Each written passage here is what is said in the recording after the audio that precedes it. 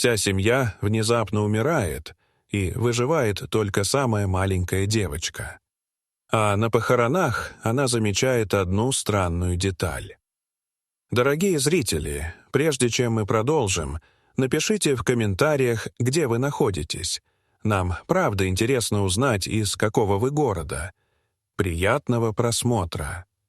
На склоне холма, откуда открывался вид на спокойные воды Женевского озера, возвышалась усадьба Арденов. Старинный особняк с башнями и тенистыми садами, чьи каменные стены помнили не одно поколение семьи. В этот вечер в парадной столовой собрались все наследники рода.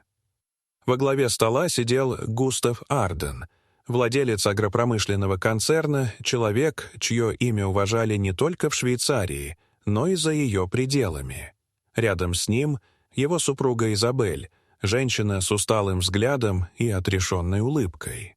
Последние годы ее мучили провалы в памяти и странные приступы, и многие уже говорили, что болезнь разрушает ее разум. С другой стороны сидела их дочь Элиза с мужем Марком. Их дети, 16-летний Стефан и 9-летняя Элина, вели себя спокойно, но каждый по-своему чувствовал, что ужин будет особенным. За столом также присутствовали сестра Изабель, доктор Грета и ее взрослая дочь Клара. Эти двое всегда держались близко к семье, изображая преданность, но их улыбки часто выглядели слишком выверенными, а жесты — слишком наигранными.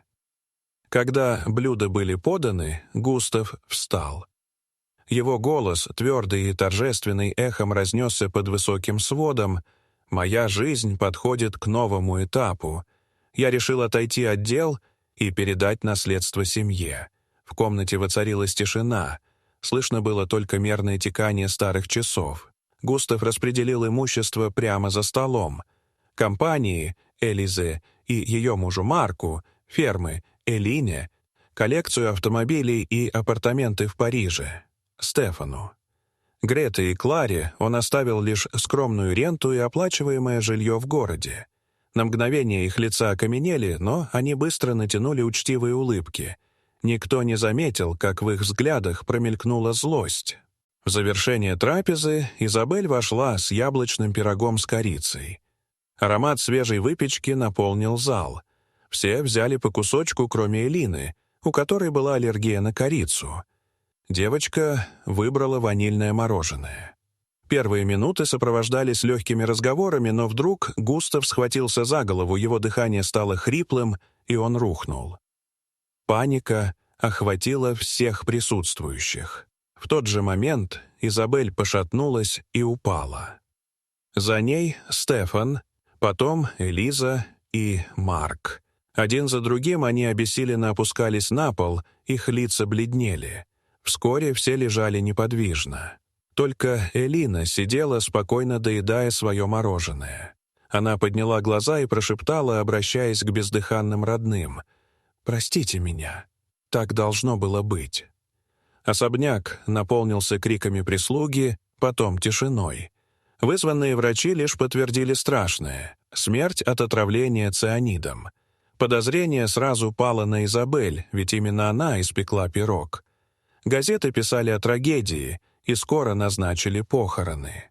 В день церемонии 5 гробов стояли в ряд в часовне кладбища. Атмосфера была гнетущей. Люди плакали, цветы источали тяжелый аромат. 9-летняя Элина выглядела воплощением скорби. В руках она держала 5 белых роз.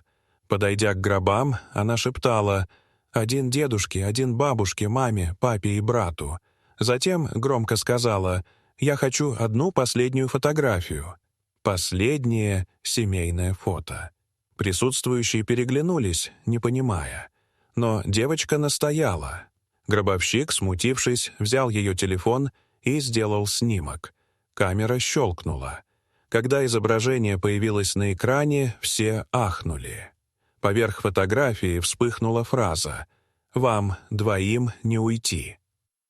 Взгляды устремились на Грету и Клару.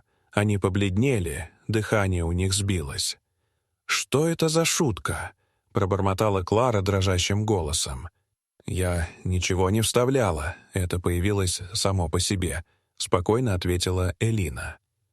В этот миг руку Греты схватило что-то холодное. Она резко обернулась и встретилась взглядом с Изабель, стоящей в собственном гробу, живой. Ее глаза сверкали, голос был твердым. «Думала, что легко избавишься от меня, сестра!» Крик Греты разнесся по кладбищу. Крышки остальных гробов открылись, и один за другим поднялись Густав, Элиза, Марк, Стефан. Они стояли живые, словно восставшие из мертвых. Толпа застыла, некоторые крестились, другие хватались за телефоны. «Вы должны быть мертвы!» — выкрикнула Клара, отступая назад. Густав шагнул вперед. «Мы для вас умерли, но правда всегда выходит наружу».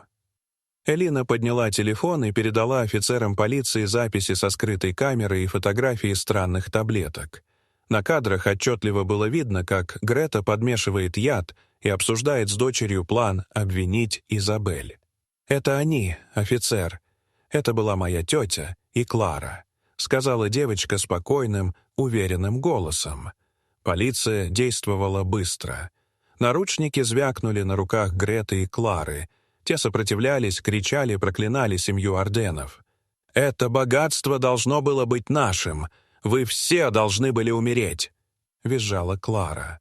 Грета, обезумев, выкрикивала. «Это состояние принадлежало мне. Эта жизнь должна была быть моей!» Их увели под крики и шепоты толпы. Через несколько месяцев суд признал их виновными в покушении на убийство, отравлении и сговоре. Грета в тюрьме окончательно лишилась рассудка, ее ненависть разъела разум, и она бродила по камерам, бормоча имя Густава. Клара жила в ярости и отчаянии, повторяя, что наследство было их правом. Тем временем семья Арден вернулась к жизни. Густав сдержал слово и ушел на покой, путешествуя с Изабель по миру. Элиза и Марк управляли компанией, Стефан и Элина наполнили дом смехом. В саду девочка обняла бабушку и сказала: «Я знала, что ты вернешься, нужно было только немного подождать». Изабель улыбнулась, ее глаза сияли. «Если я жива сегодня, то только благодаря тебе, моя внучка. Ты спасла нас всех». И дом Арденов снова зазвучал радостью и жизнью, потому что никакое наследство не стоило дороже того, что они сохранили семью. Дорогие зрители, что вы думаете об этой истории? Расскажите, пожалуйста, в комментариях. А если вам понравилось это видео, то ставьте лайк и подписывайтесь на наш канал. До свидания.